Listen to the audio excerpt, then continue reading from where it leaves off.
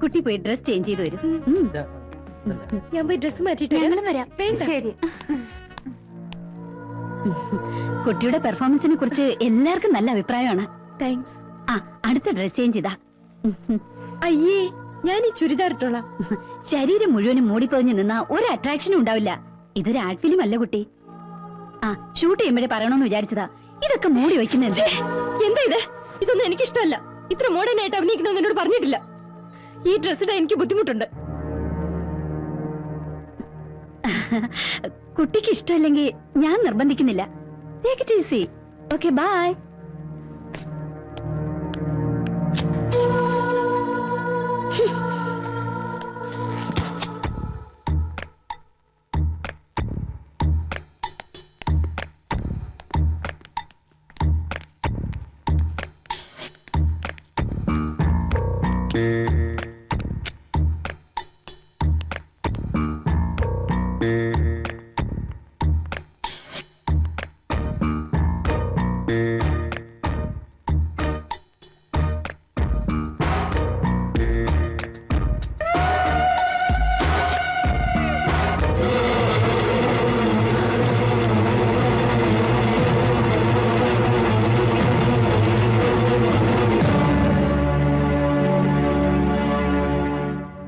ഫിലിമിന്റെ പേരിൽ അവിടെ വേറെന്തൊക്കെയോ വൃത്തികേടുകളാണ് നടക്കുന്നത്. നമുക്ക് ഉടനെ പോലീസിൽ വിവരം അറിയിക്കണം. അത് വേണോ? വേണം. നിന്നെ പോലെ ഒന്നും അറിയാത്ത പാവം പെൺകുട്ടികൾ ഇനി അവരുടെ വലയിൽ ചെന്ന് വീഴുന്നതിന് മുമ്പേ പോലീസ് വിവരം അറിയിച്ചേ പറ്റൂ.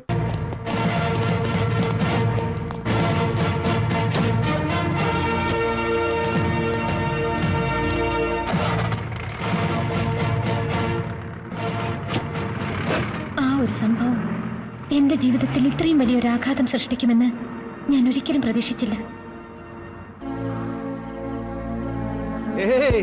ഞാൻ ഇവിടെ ഉണ്ടായിരുന്ന ഇങ്ങനെയൊന്നും സംഭവിക്കില്ലായിരുന്നു. ആ സമയത്ത് തിരുവനന്തപുരത്തെ കെട്ടിയെടുക്കണമെന്ന് പറഞ്ഞ് DIGയുടെ ഫോൺ. ഇത്രയൊക്കെ ആളുകൾ ഉണ്ടായിട്ട് എന്ത് പ്രയോജനം? നാറാവുന്നിടത്തോളം നാറിയില്ലേ ഞാൻ. സ്റ്റേഷനിലെത്തും മുമ്പേ ജാമ്യവുമായി ആളുണ്ടായിരുന്നില്ലേ അവിടെ? കേസ് പോലും ചാർജ് ചെയ്യാതെ പുഷ്പം പോലെ ഇറങ്ങി പോന്നില്ലേ ദേവയാനി? ആ സിന്ധു എന്ന പെൺകുട്ടി നേരിട്ട് വന്ന് റിട്ടേൺ കംപ്ലൈന്റ് കൊടുത്ത സ്ഥിതിക്ക് SIക്ക് നടപടി എടുക്കാതിരിക്കാൻ പറ്റുമോ? അതും പുതുതായി ചാർജ് എടുത്ത ഒരാൾക്ക്. എന്നെ അപമാനിച്ചവളെ ഞാൻ വെറുതെ വിടില്ല. ഈ വരുന്ന 27-ാം തീയതി അവളുടെ വിവാഹമാണ്. ആ വിവാഹം നടക്കാൻ പാടില്ല. ഞാൻ അനുഭവിച്ച വേദന, അപമാനം അതവൾ ജീവിതകാലം മുഴുവൻ അനുഭവിക്കണം. സംഭവമല്ല ഒതുക്കിയ സ്ഥിതിക്ക് ഈ ഒരു വാശിയുടെ ആവശ്യമുണ്ടോ? ഉണ്ട്. അല്ലെങ്കിൽ ഈ ദേവയാനി ജീവിച്ചിരുന്നിട്ട് കാര്യമില്ല. സിന്ധു, അവളെ ഞാൻ കുത്തുപാള അടിപ്പിക്കും. ഇതെന്റെ ശപഥമാണ്. പാഞ്ചാലി ശപഥം എന്നൊക്കെ പറയുന്ന പോലെ ദേവയാനി ശപഥം അല്ലേ? അതെ, ഈ ശപഥം നിറവേറ്റാൻ സേതു സാർ എന്നെ സഹായിച്ചേ പറ്റൂ. ദേവയാനി ഇമോഷണൽ ആവണ്ട. അപ്പോൾ നേരെ ദേവയാനിക്ക് എന്താ വേണ്ടെന്ന് വെച്ചാ ചെയ്തു കൊടുത്തേക്ക്. ശരി.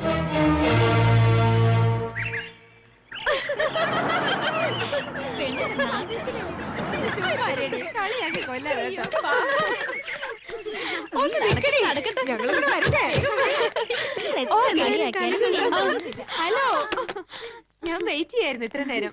വാ, അകത്തിരിക്കാം. നീ റെഡിയാവും, ഞങ്ങൾ ഇവിടെ ഇരുന്നോളാം. ആ ശരി. സന്തോഷമുണ്ടല്ലേ?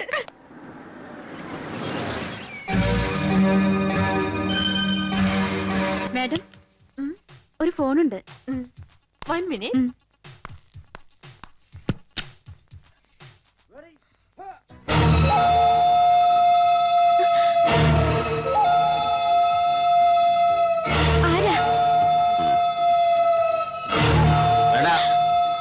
അത് പുറത്തുനിന്ന് അടച്ചു.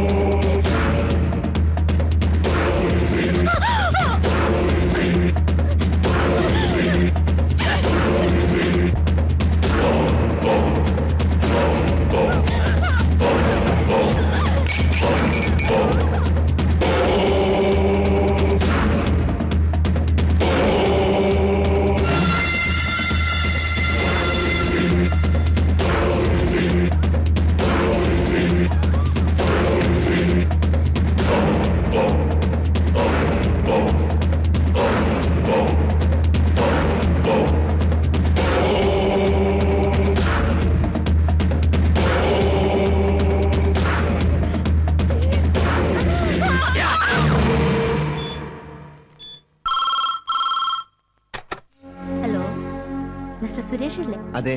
നിങ്ങൾ കല്യാണം കഴിക്കാൻ പോകുന്ന സിന്ധു എന്ന പെൺകുട്ടിയുടെ ചാരിത്ര ശുദ്ധിയെ കുറിച്ച് അറിയണമെങ്കിൽ നാച്ചുറൽ ബ്യൂട്ടി പാർലറിൽ വന്നാൽ മതിയാവും. നിങ്ങളാരാ? Your well wisher. Okay, bye. Hello hello.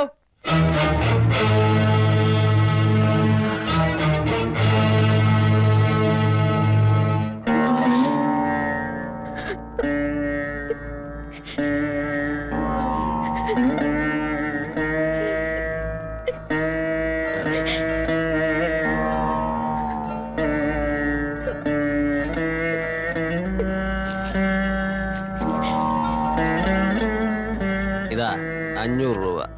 സാധാരണ ഞാൻ 100 രൂപ കൊടുക്കാറുള്ളൂ. ആ, നീ വലിയ വീട്ടിലെ പെണ്ണല്ലേ?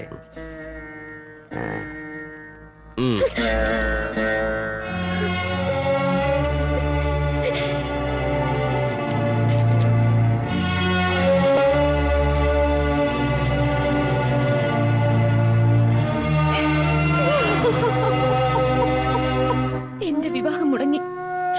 എല്ലാവരും എന്നെ വെറുത്തു, പരിഹസിച്ചു. എന്റെ ജീവിതം, ഭാവി എല്ലാം നശിച്ചു. എനിക്ക് വേണമെങ്കിൽ എല്ലാ നിമിഷങ്ങൾ കൊണ്ട് അവസാനിപ്പിക്കാമായിരുന്നു. പോലീസിൽ കംപ്ലൈന്റ് കൊടുക്കാമായിരുന്നു. അല്ലെങ്കിൽ എന്റെ വയറ്റിൽ വളരുന്ന കുഞ്ഞിനെ നശിപ്പിച്ചിട്ട് ഒന്നും സംഭവിക്കാത്തതുപോലെ ഏതെങ്കിലും ചെറുപ്പക്കാരന്റെ ഭാര്യയെ ജീവിക്കാമായിരുന്നു.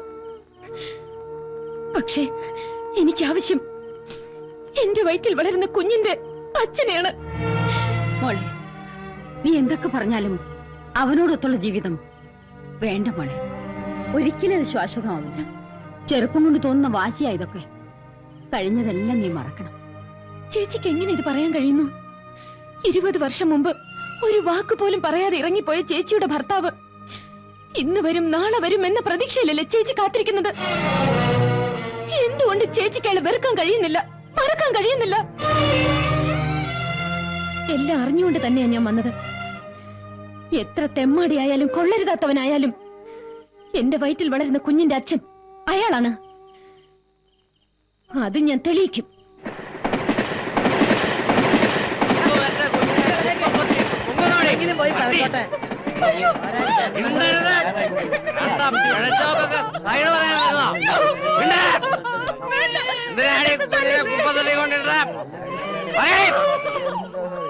സത്യം പറഞ്ഞോണം. എന്തിനാണ് ഈ കുഞ്ഞിനെ കുപ്പത്തടി കൊണ്ടിട്ട് ഒരു നിവൃത്തിയില്ലാത്തോണ്ട് കണ്ടടത്തൊക്കെ മേഞ്ഞു നടന്നപ്പോ വയറ്റിലുണ്ടാവുന്ന ഓർത്തില്ലേ നീ? വളർത്താൻ നിവൃത്തിയില്ലെന്ന്. എടീ, നിന്റെയൊക്കെ വയറ് കുറുക്കാതിരിക്കാൻ വേണ്ടിയാ സർക്കാർ ചീപ്പ് റേറ്റിൽ ഓരോ സാധനങ്ങളും മാർക്കറ്റിൽ ഇറങ്ങിയിരിക്കുന്നത്. അതറിയില്ലേ നിനക്ക്? ഒരു പെണ്ണിനോട് പറയാൻ കൊള്ളാവുന്ന വർത്താനാണ് നീ പറയുന്നത്. എണ്ണം കൊണ്ട് പറയുന്ന ആസനിക്ക. തന്തയും തള്ളയും ആരെന്നറിയാതെ തെരുവിന്റെ സന്തതിയായി വളർന്നതിന്റെ വേദന നിങ്ങൾക്കാർക്കും മനസ്സിലാവില്ല. വിശന്ന് കരഞ്ഞപ്പോഴൊക്കെ ഒരു പച്ച കഞ്ഞിയോ ഒരിറ്റ് സ്നേഹം തരാനോ എനിക്കാരും ഉണ്ടായില്ല. തെരുവ് തണ്ടി, തന്തയില്ലാത്തവൻ എന്നൊക്കെ പറഞ്ഞ് ഒരു പട്ടിയെ പോലെ എന്നെ ആട്ടി ഓടിക്കുകയായിരുന്നു. ഒരമ്മയുടെ ചൂട് തട്ടി വളരാണ്ട ഈ കുഞ്ഞിനെ ഈ കുപ്പത്തൊട്ടിലിടാൻ നിനക്ക് എങ്ങനെ മനസ്സ് വന്നേ? പുല്ലേ, കൊണ്ടുപോടി. ഇനി വേറെ എവിടെങ്കിലും കൊണ്ടുപോയി കുഞ്ഞിനെ കളഞ്ഞെന്ന് ഞാൻ അറിഞ്ഞാൽ കൊന്നുകളയും നിന്നെ ഞാൻ. പെണ്ണെന്ന് പറഞ്ഞാ പിഴയാണടി, ഒറ്റ എണ്ണമില്ല നല്ലത്. പോ. നിൽക്ക്, പോകാൻ വരട്ടെ. ഒരു പെണ്ണ് ചീത്തയാണെന്ന് കരുതി എല്ലാ പെണ്ണുങ്ങളും അങ്ങനെയാന്ന് പറയരുത്. ഓ, ഒരു ശീലാവധി വന്നിരിക്കുന്നു. നീ ആരാടി ഇതിടപെടാൻ? വന്ന അന്ന് മുതൽ നീ എനിക്ക് തിളക്കാൻ തുടങ്ങിയതാ പിഴച്ച വർഗം. അനാവശ്യം പറഞ്ഞാലുണ്ടല്ലോ. നീ എന്ത് ചെയ്യടി പുല്ലേ? ഒരു ചാരിത്രവതി വന്നിരിക്കുന്നു. എന്താ സംശയം? നിന്റെ ചാരിത്രം എന്താന്ന് എനിക്കറിയാം. അതെന്നെ കൊണ്ടുകൂടെ പറയിപ്പിക്കരുത്. എന്ത് പറയാൻ? നിന്നെ ഞാൻ അനുഭവിച്ചിട്ടുള്ള ലേഡി. ഈ പറഞ്ഞത് ഒരു പ്രാവശ്യം കൂടി പറയാമോ? ഒന്നല്ല 100 വട്ടം പറയാം. നീ എന്റെ കൂടെ കിടന്നിട്ടുള്ളവളാണ്. എന്താ നിന്റെ നാവ് ഇറങ്ങിപ്പോയത്? മതി, അത് കേട്ടാ മാത്രം മതി എനിക്ക്. ആ നാവിൽ നിന്ന് തന്നെ ഇത് കേൾക്കാൻ വേണ്ടിയാ ഞാൻ ഇത്ര നാളും കാത്തിരുന്നത്.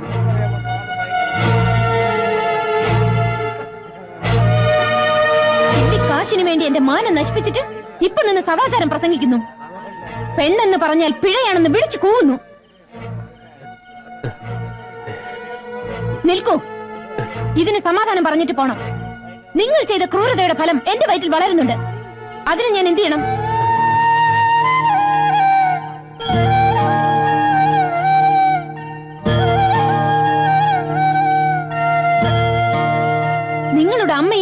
അമ്മയും ചെയ്തതുപോലെ പ്രസവിച്ച ഉടനെ ഞാനും കുഞ്ഞിനെ ഏതെങ്കിലും കുപ്പത്തൊട്ടിയിൽ വലിച്ചെറിയണോ? ആ കുഞ്ഞ് നിങ്ങളെ പോലെ തന്തയില്ലാത്തവനായി വളരണോ?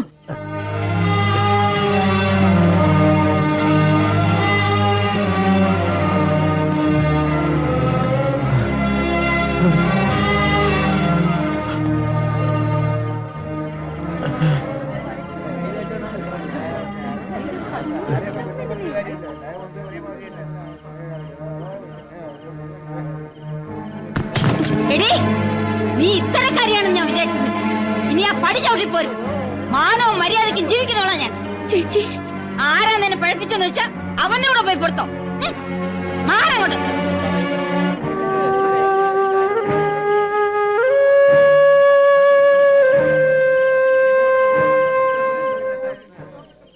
അച്ചുട്ടിയെ, ഞാൻ ഈ കേട്ടതൊക്കെ നേരാ? പറയണോ? മണിയാ, ഒരു വീഡിയോ. ഓളെ കണ്ണീര് വീണാൽ എന്നോട് പടച്ചോൻ പോലും പൊറുക്കൂല. ഇയോളെ വിളിച്ച് കുടിക്കേറ്റ്.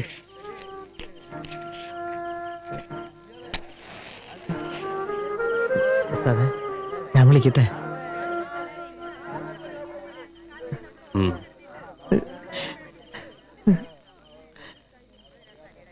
എന്താ എല്ലാരും നോക്കി നിൽക്കണേ? കാഴ്ച കണ്ട് മതിയായില്ലേ? പോയി കിടന്ന് ഉറങ്ങാൻ നോക്ക്. പെങ്ങളെ വാ.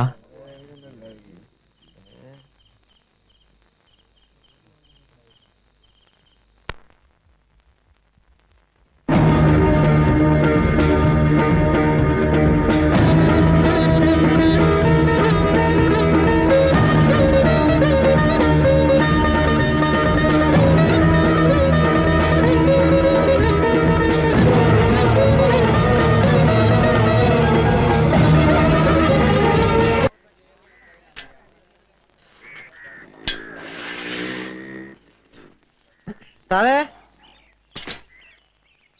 ഉസ്താദേ, ഉസ്താദേ, ഉസ്താദേ.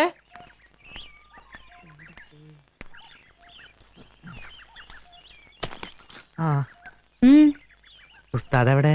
എന്നോടാണോ ചോദിക്കുന്നത്? രാത്രി ഇവിടുന്ന് ഇറങ്ങിപ്പോയതാ. എവിടെ പോയതാ? കണ്ടിട്ട് എന്താ ഇത്ര അത്യാവശ്യം? ഇന്ന് ആരുടെ കയ്യും കാലം വെട്ടാനാ കരാറ്? ഈ വെട്ടും കുത്തുമായിട്ട് എത്ര കാലം ജീവിക്കാമെന്ന നിങ്ങളുടെയൊക്കെ വിചാരം? എല്ലാത്തിനും ഒരു അവസാനം ഉണ്ടാവും, അത് മറക്കണ്ട. എന്റെ പെങ്ങളെ, ഞാൻ അതിനൊന്നും വന്നല്ല. എന്റെ ബാഗ് എടുക്കാൻ വന്നാ.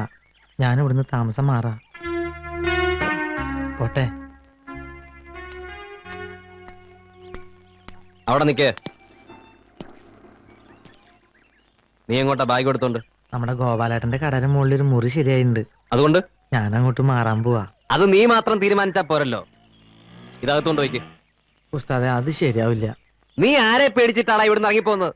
ഇത് എന്റെ വീടാണ്. ഇവിടെ ആര് താമസിക്കണം, ആര് താമസിക്കാതിരിക്കണം തീരുമാനിക്കുന്നത് ഞാനാണ്. മനസ്സിലായോ? ആരും പേടിച്ചിട്ടല്ല. ഇനി ഞാനിവിടെ താമസിക്കുന്നത് ശരിയല്ല. പെങ്ങളെ, ഞാൻ പോട്ടെ.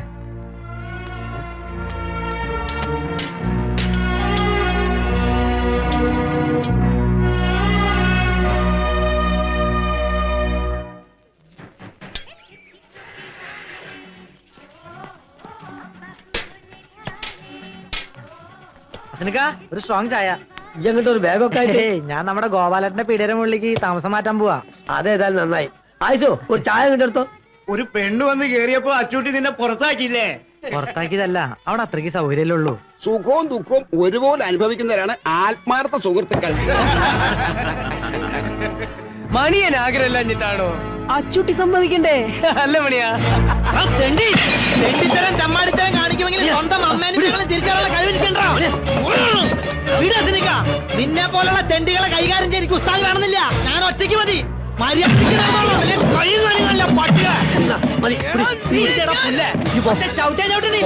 അന്നോട് ഞാനാ പറഞ്ഞു.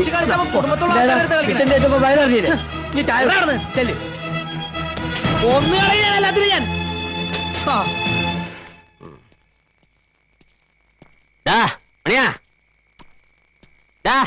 മണിയാ, ഇവനിത് എവിടെ പോയി കിടക്കുന്നത്? ഓ, നീ ഇവിടെ തന്നെ കുടിയിരിക്കുകയാണല്ലേ? വന്ന ഉടനെ ഇറക്കി വിട്ടില്ല അവനെ. അവകാശം സ്ഥാപിക്കാൻ. അങ്ങനെ ജയിച്ചു എന്നൊന്നും ആരും വിചാരിക്കണ്ട. നിന്നെ അനുഭവിപ്പിക്കും ഞാൻ. നോയിക്കോ. ഇതിൽ കൂടുതൽ എന്ത് അനുഭവിക്കാൻ? എന്നെ ഈ നരകത്തിലെത്തിക്കാൻ നിങ്ങളെ കൊണ്ട് കഴിഞ്ഞല്ലോ. ആര് പറഞ്ഞത് നിന്നോട് ഇങ്ങോട്ട് വലിഞ്ഞേറി വരാൻ? ഇറങ്ങി പോടി ഉല്ലേ. എവിടേക്ക്? ജീവിക്കുന്നെങ്കിൽ അത് ഇവിടെ നിങ്ങളോടൊപ്പം ആയിരിക്കും. ഇതിലെ വെള്ളം അവിടെ പോയി. ചോദിച്ചത് കേട്ടില്ലേ? ഞാൻ കുടിച്ചു. കുടിക്കേ? എന്താ, എനിക്ക് വെള്ളം കുടിക്കാൻ പാടില്ലേ? ഒരു പട്ടിയെ കൊണ്ടുവന്ന് കെട്ടിയിട്ടാ പോലും അതിനെന്തെങ്കിലും കൊടുക്കണം എന്നുള്ള വിചാരം ആർക്കുണ്ടാവും?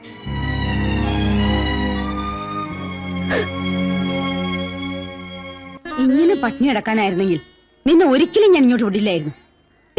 ആരെ തോൽപ്പിക്കാൻ വേണ്ടിയാ? അവനെയോ? നിനക്ക് വേണ്ടെങ്കി വേണ്ട. വയറ്റിലൊരു ജീവൻ വളരുന്നില്ലേ? അതെങ്കിലും നീ ഓർക്കണ്ടേ? വാശി കളഞ്ഞിട്ട് വല്ലതും ഒന്ന് കഴിക്കാൻ നോക്കുമോളെ. എന്നും ഭക്ഷണം ഒരുക്കി തരാൻ ചേച്ചി ഉണ്ടാവോ? സ്വയം കണ്ടറിഞ്ഞെല്ലാം ചെയ്യുമെന്ന് നോക്കട്ടെ. ഇക്കാര്യത്തിൽ എനിക്ക് അല്പം വാശി ഉണ്ടെന്ന് തന്നെ കൂട്ടിക്കോളൂ. ഭക്ഷണത്തോട് വാശി പിടിച്ച് ഇങ്ങനെ പട്ടിണി അടക്കരുത്. അത് ദൈവദോഷ. അല്ല, എന്താ നഴ്സമ്മ പുതിയ കൂട്ടിയിരിക്കുക? എന്ത് പറയാനാക്കാ, രാവിലെ മുതൽ പട്ടിണി ഇരിക്കുക. എന്താ നിങ്ങൾക്ക് നോമ്പാ? അല്ല, അച്ചുട്ടില്ല ഇവിടെ? അവൻ രാവിലെ ഇറങ്ങിപ്പോയതാ. കാട്ടുപോയിക്കെന്ത് ചങ്കരാന്തി. ഓനുണ്ട് ഇത് വല്ലതും തിരിയാൻ പോണ്. ഇത്രയും കാലം പെണ്ണും പെടുക്കോ ഇല്ലാണ്ട് ജീവിച്ചോനല്ലേ. മോള് വിഷമിക്കണ്ട. ആളൊരു മുരടനാണെങ്കിലും ഓന്റെ കൽബ് നല്ലതാ. ഞമ്മക്കറി അസലായിട്ട് ഓനെ പിറന്നു വീണ് തന്നെ എത്തിയുമായിട്ടാ. നാട്ടുകാരാട്ടും തുപ്പും കേട്ട് തെരുവിൽ വളർന്ന ഓന് ഈ ദുനിയാവിനോട് തന്നെ പകയാ. ചില രാത്രിയിൽ ഓന് നമ്മളെ മുമ്പിലിരുന്ന് കൽബ് പൊട്ടി കരഞ്ഞിട്ടുണ്ട്. എന്താന്ന് ഇതുവരെ അറിഞ്ഞിട്ടില്ല. അതൊക്കെ ഓന് കിട്ടിയിട്ടുമില്ല. ഇനി അതൊക്കെ ഓന് കൊടുക്കാൻ മോക്കേ കഴിയും.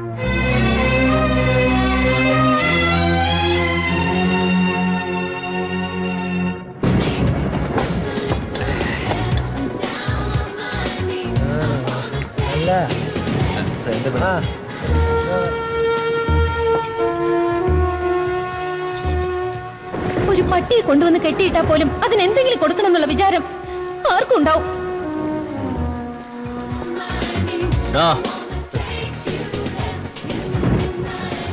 ഒരു chicken biryani parcel. Biryani parcel?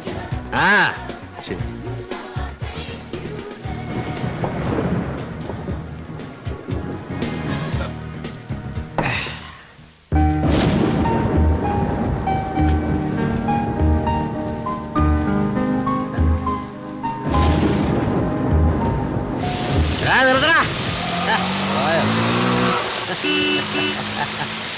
ഓണ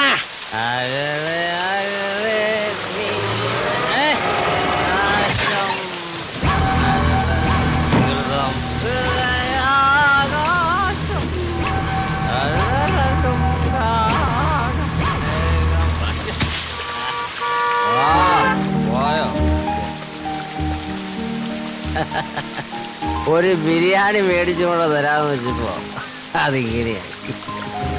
നിനക്ക് ബിരിയാണി തിന്നാനുള്ള യോഗം ഇല്ലടി പെണ്ണേ.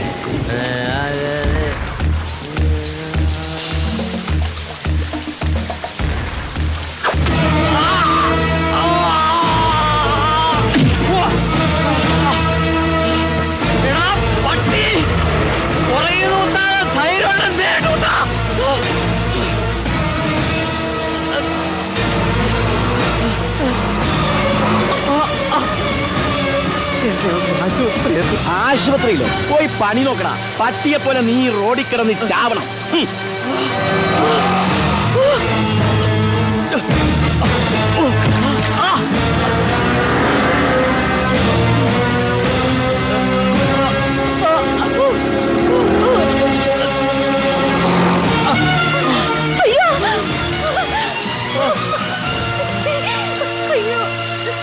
എന്ത് പറ്റി? അയ്യോ, ആരാ ഇത് ചെയ്തത്?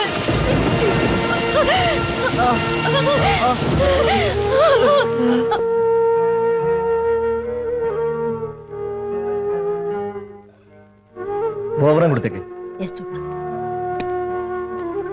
ഇപ്പൊ വേദന എങ്ങനെയുണ്ട്? കുറവുണ്ട്. പേടിക്കാനൊന്നുമില്ല. ഇനി ഈ അടിയും കുത്തൊക്കെ നിർത്തിക്കടാ. അത് കണ്ടോ കിടക്കുന്നത്? ഒരു കാലത്ത് ചമ്പക്കര മുഴുവൻ വിറപ്പിച്ച വലിയ റൗഡിയാ ചമ്പക്കര പൈലി. അടിയും തൊഴിയും വാങ്ങി അവശനായതോടെ സ്വന്തം ഭാര്യയും മക്കളും വരെ വീട്ടിൽ നിന്ന് ചവിട്ടി പുറത്താക്കി. മുമ്പ് വൈരാഗ്യമുള്ള ആരോ തല്ലിച്ചതച്ച് റോട്ടിലിട്ട് പോയതാ. ആരും നോക്കാനില്ലാതെ അനാഥപ്രേതം പോലെ കിടക്കുക. എങ്ങനുണ്ട്?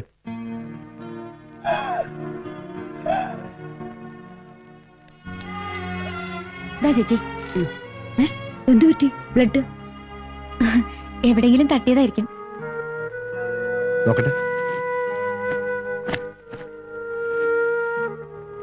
ഈ ടാബ്ലറ്റ് അല്ല, ഇതിലെ 6ാമത്തെ ടാബ്ലറ്റാ വേണ്ടത്. അയ്യോ, ഞാൻ മാറ്റി വാങ്ങിട്ട് വരാം. ഞാൻ പോയി വാങ്ങിച്ചിട്ട് വരാം. വേണ്ട, ഞാൻ തന്നെ പോയിട്ട് വരാം. ഓക്കെ.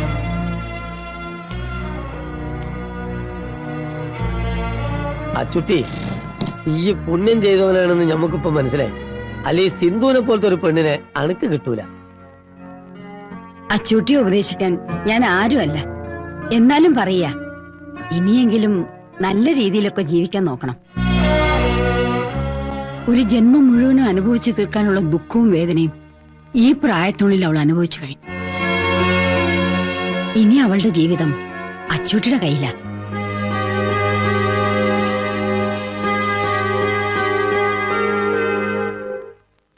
കുത്ത് അല്പം കൂടി മാറിയിരുന്നെങ്കിൽ അച്ചൂട്ടിയുടെ കഥ കഴിയുമായിരുന്നാ ഞാൻ കേട്ടത്. ആ, കുത്തിയവനെ തിരിച്ചറിഞ്ഞ അവന്റെ കൈയും കാലും അച്ചൂട്ടി വെട്ടിയിരിക്കും, അത് ഉറപ്പാ. ആ പിന്നെ സാർ, എന്റെ ട്രാൻസ്ഫറിന്റെ കാര്യം എന്തെങ്കിലും ഉടനെ ചെയ്തില്ലെങ്കിൽ എന്നെ കാസർഗോഡ് തന്നെ സ്ഥിരമാക്കും. അപ്പോട്ടെന്നേരെ തിരുവമ്പാടിയെ വിളിച്ച് ഈ കാര്യം പറഞ്ഞില്ലായിരുന്നു. പറയാൻ അയാളെ കിട്ടിയിട്ടുണ്ട്. എപ്പോ വിളിച്ചാലും പുറത്തു പോയി മീറ്റിങ്ങിന് പോയി എന്നൊക്കെയാ മറുപടി. ആഭ്യന്തരമന്ത്രി ആയതിനു ശേഷം പുള്ളി ഭയങ്കര ബിസിയാണെന്നാ വെപ്പ്. അതെ അതെ, തിരുവമ്പാടി എന്റെ ട്രാൻസ്ഫറിന്റെ കാര്യത്തിൽ എന്തെങ്കിലും ചെയ്യുമെന്ന് എനിക്കൊരു വിശ്വാസമില്ല. ആ, ആഭ്യന്തരമന്ത്രി ആയ ശേഷം ആളാകെ മാറിയിരിക്കുക. ഛേ, തിരുവമ്പാടി അത്തരക്കാരനാണെന്ന് ഞാൻ വിശ്വസിക്കുന്നില്ല. ആ, ഏതായാലും ഇന്ന് രാത്രി തന്നെ ഞാൻ തിരുവമ്പാടി വിളിക്കാം. ഓ ആ സേൽ സാറേ, ഇങ്ങോട്ട് ട്രാൻസ്ഫർ ആയി വരുന്ന പുതിയ CI എന്നെ പോലെയല്ല. ആള് വളരെ സ്ട്രിക്റ്റാ. പോലീസ് ഡിപ്പാർട്ട്മെന്റിന് തലവേദന ഉണ്ടാക്കാൻ വേണ്ടിയുള്ള ഒരു ജന്മം. കുട്ടനാട്ടുകാരൻ കുഞ്ഞുമത്തായുടെ മകൻ ജോയി മാത്യു.